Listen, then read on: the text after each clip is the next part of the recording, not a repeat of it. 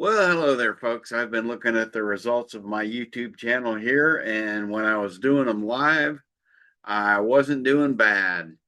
And then I started using the AI voice because I have slight aphasia and I don't like the way I stumble over my words. So I thought a better presentation would be the AI voice with some nice visualizations, and unfortunately, that's not working. So I guess I'm just going to have to do everything myself again. Uh, I do readings now. Go to LucianSeraphis.com. You can read about that. Um, I have books on Amazon under Lucian Seraphis. Just see Lucian Seraphis books, or go to my website, LucianSeraphis.com, and click the link, and you'll see my content there.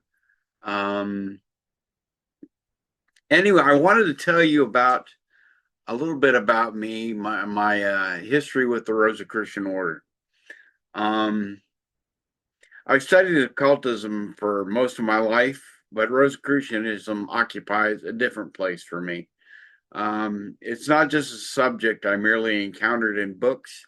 I came through an actual lineage, a group that had a lineage, and that matters. There's a difference between studying an esoteric tradition from the outside and receiving a tradition from people who understood themselves as participants, how to transmit it and how to initiate. And so at the same time, personal involvement does not relieve me of the obligation to distinguish history from tradition. In fact, I think it makes that distinction more important. I can respect what I was taught without pretending that every element of an initiatory history can be demonstrated by surviving documents. Rosicrucianism itself almost demands that kind of intellectual discipline because its history exists on two levels: the history that can be documented and the lineage that Rosicrucians themselves claim to preserve. The documented public history begins in the early 17th century Europe with three extraordinary texts: the Fama Fraternitatis in 1614, the Confessio Fraternitatis in 1615, and the Chemical Wedding of Christian Rosenkreuz in 1616.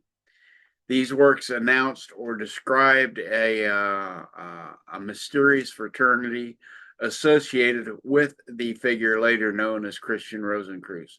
The Fama Fraternitatis presented its founder as a traveler and a seeker who journeyed far into the East, acquired knowledge unavailable to the European intellectual establishment, returned to Europe, and eventually organized a small fraternity dedicated to knowledge, healing, spiritual understanding, and the reformation of society. And those are what my readings are based on.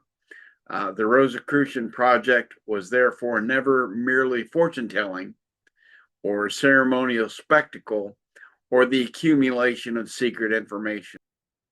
Its early literary expression was connected with the much larger idea that religion, philosophy, science, medicine, and human understanding had become fragmented and required a general reformation. Modern scholarship consequently treats early Rosicrucianism as an important current within Western esotericism, rather than simply as the history of one secret society. Christian Rosenkreuz stands at the center of that mythology, but even here, the distinction between tradition and demonstrable history becomes essential. There is no surviving evidence that allows historians to connect Christian Rosenkreuz as they would an ordinary historical person. One such tradition presents Rosenkreuz as surviving descendant of a family connected with the Cathars or Albigensians. In that account, the destruction of his family becomes part of a larger story of persecuted esoteric Christianity, surviving underground and eventually reemerging in Rosicrucian form. I find that tradition significant because it places the Rosicrucian impulse within a much older pattern of heterodox Christianity. gnosis, and resistance to institutional religious authority. It was basically Gnostic. That's where the Gnostic tradition came from, the Cathars. They did not believe in that the universe was created by a good God. They believed that the universe was created by a demiurge, an evil spawn of an illicit relationship between Sophia and the archons, and there's a lot of stories in there. I'm not going to give you a breakdown of Gnosticism. It's pretty complicated. I'll do that in another video. But in fact, nah, I don't think so. Not right now. Anyway, historically, the connection cannot presently be demonstrated as an unbroken Cathar to Rosicrucian succession. Hereward Tilton specifically warns that similarities between Rosicrucian, Gothic, and Cathar motifs do not by themselves establish organizational transmission across the centuries. That distinction does not make the tradition worthless. Quite the opposite. It tells us what Rosicrucians believed themselves by preserving. Esoteric lineages frequently operate through intellectual and symbolic continuity, even when organizational records disappear. Ideas migrate, symbols survive institutions. A teaching may be condemned in one century and reappear under another vocabulary several centuries later. But the student of ideas should also resist assuming that anything lacking a continuous paper trail must therefore be unrelated. Rosicrucianism developed precisely within this tension between visible institutions and the concept of an invisible fraternity.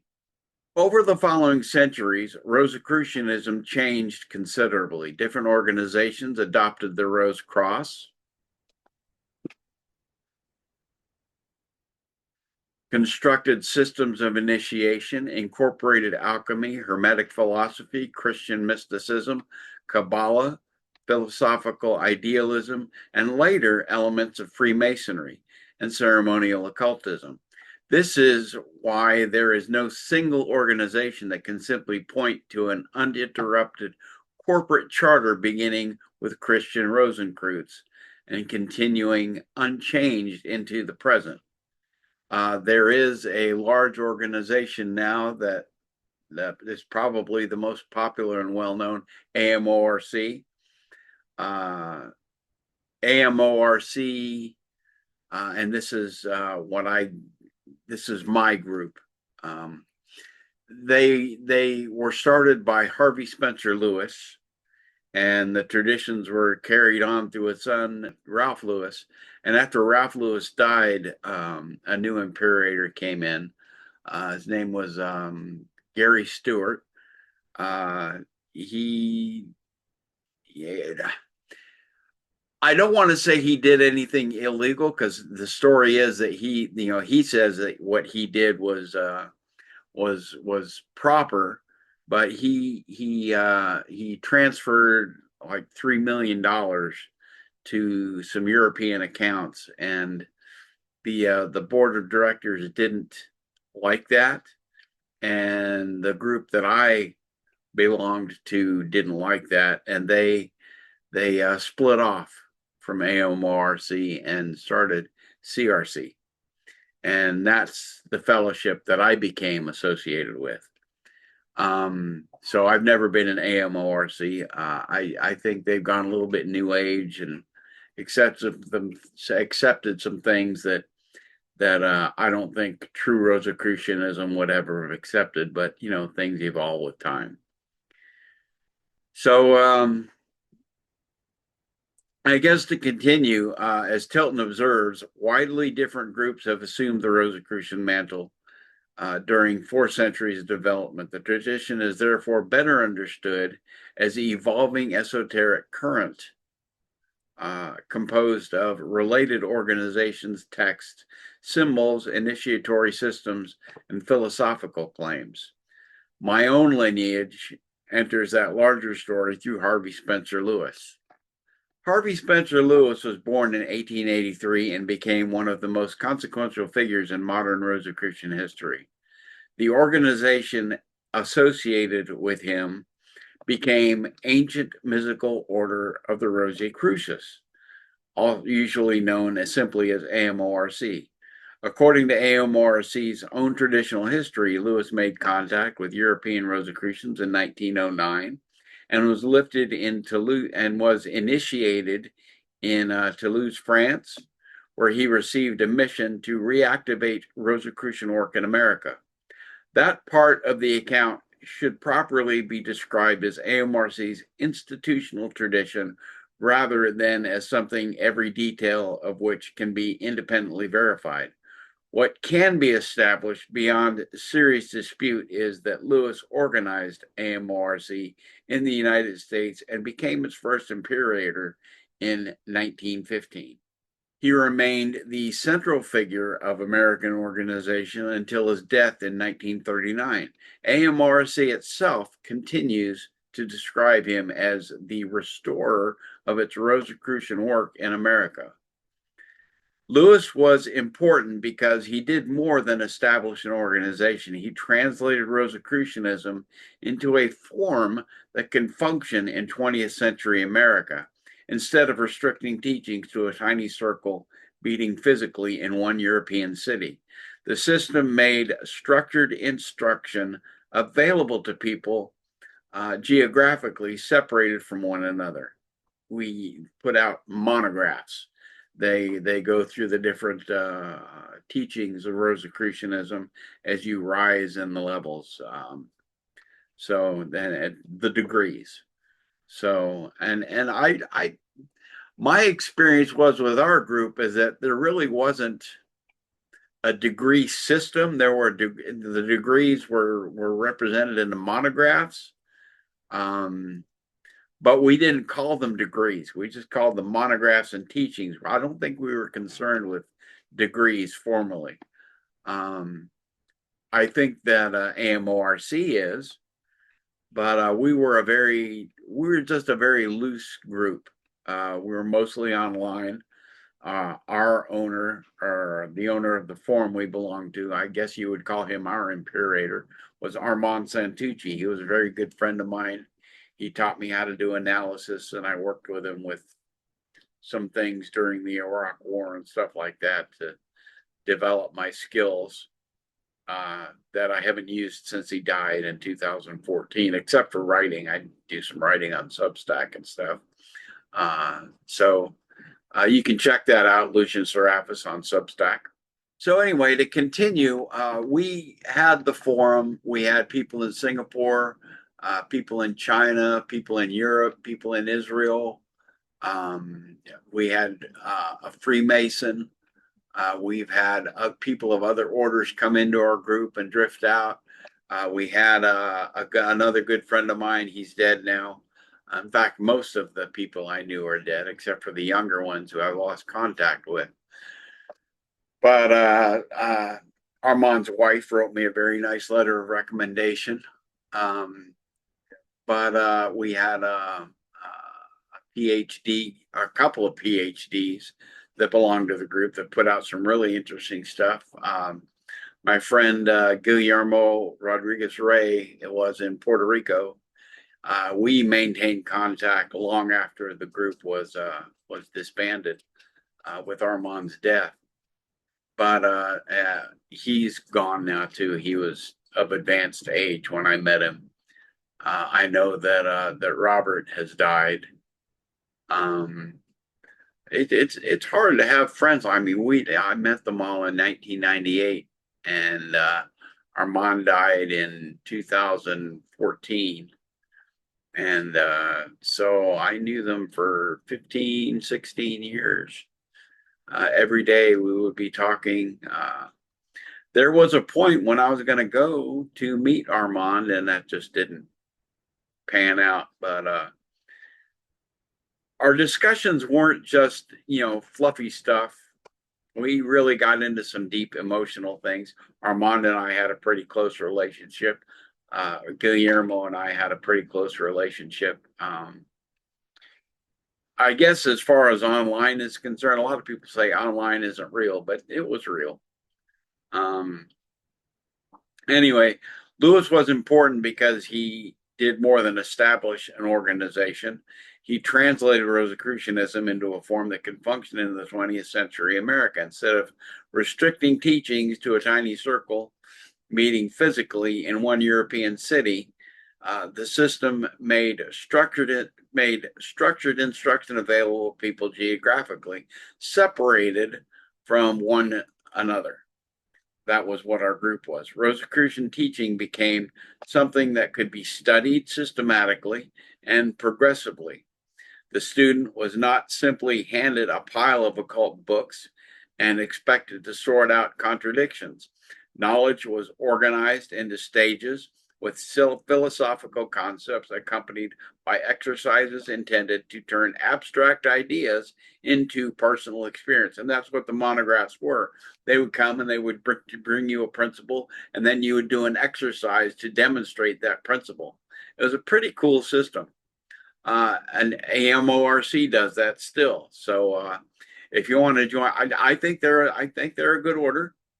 They're a little bit new age for me, but if you would like to join a Rosicrucian fellowship that has good, firm teachings that have a firm lineage, there you go, AMORC. That approach became central to the Rosicrucianism that eventually reached me. What mattered was not merely believing that unseen realities existed. Rosicrucian study expected experimentation.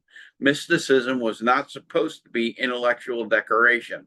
If consciousness, concentration, visualization, vibration, intuition, psychic perception, or spiritual states were discussed, the student was expected to work with those ideas rather than merely repeat them. And that's why I do so much writing today.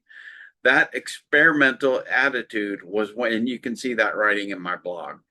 That experimental attitude was one of the reasons I have never regarded serious occultism as synonymous with credulity. An adult claim should provoke investigation, not the suspension of judgment. When Harvey Spencer Lewis died in 1939, the leadership passed to his son, Ralph Maxwell Lewis. Ralph Lewis is especially important to understanding my lineage because he was not a temporary caretaker preserving his father's organization for a few years. He served as imperator for 48 years, from 1939 until his death in 1987. That is nearly half a century.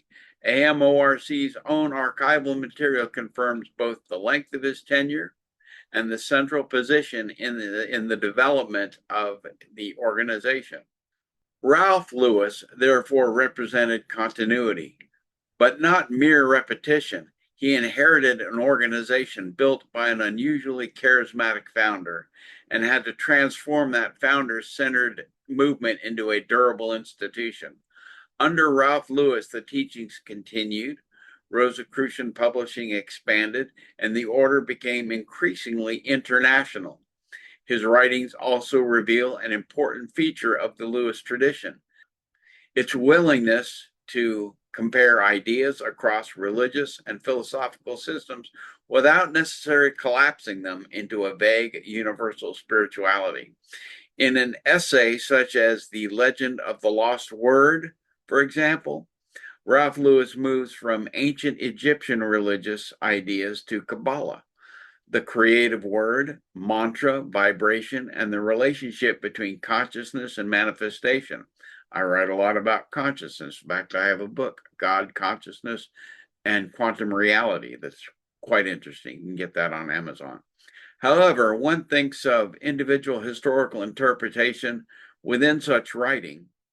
Whatever one thinks of individual historical interpretation within such writing, the method is recognizable.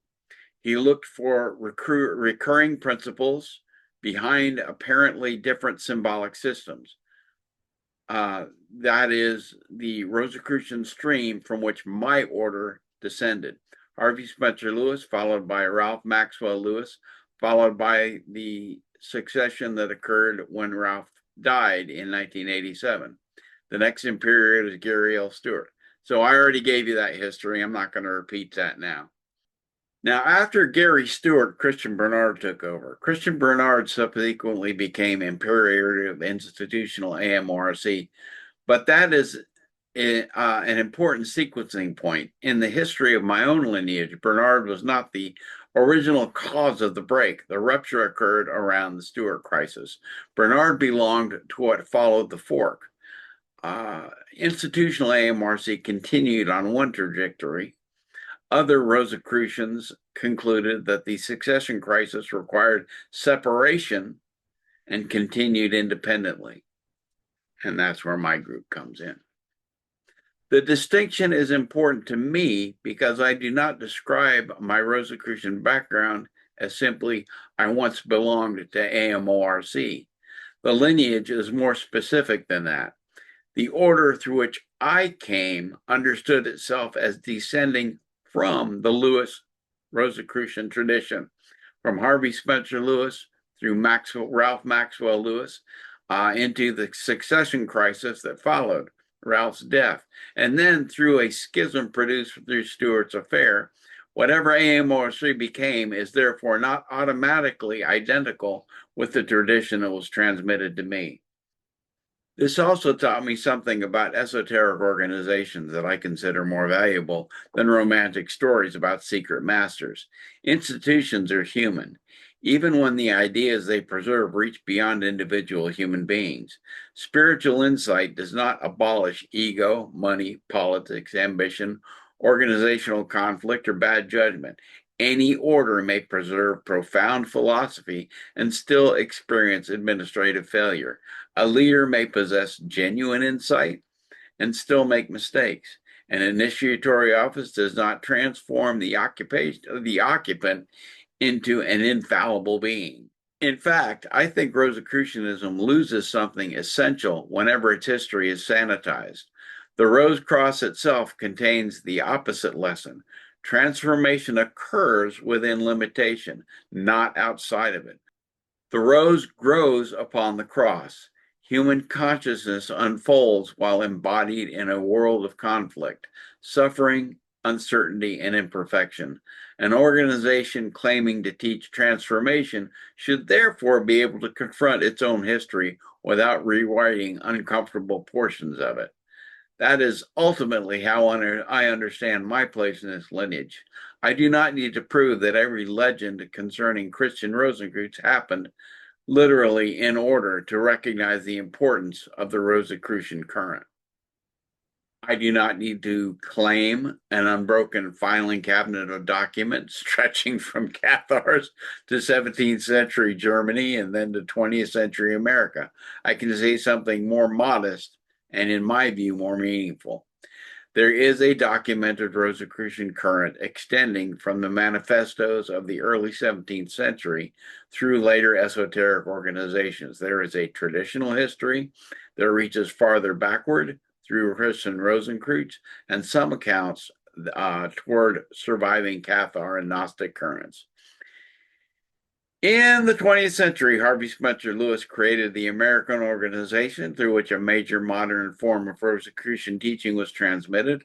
Ralph Maxwell Lewis then carried that work for 48 years. After his death, Gary Stewart succeeded him, and the crisis surrounded Stewart in 1990 fractured the organization and produced schisms. My own order came through that historical stream and separated during that rupture. That is not an abstract genealogy to me. That is the tradition through which I encountered Rosicrucianism. And perhaps that is the most Rosicrucian lesson of the entire history. An institution can fracture while ideas survive. An organization can change while a current continues. Buildings, titles, corporations, personalities, and leadership structures belong to history. The search for knowledge belongs to something larger. The task of every generation is therefore not to simply preserve the organization because it carries an old name. The task is to determine what deserves preservation, test what has been inherited, reject what cannot withstand examination, and carry forward what remains true. That is how I approached the Rose Cross I inherited. Thank you very much. We'll see you next time.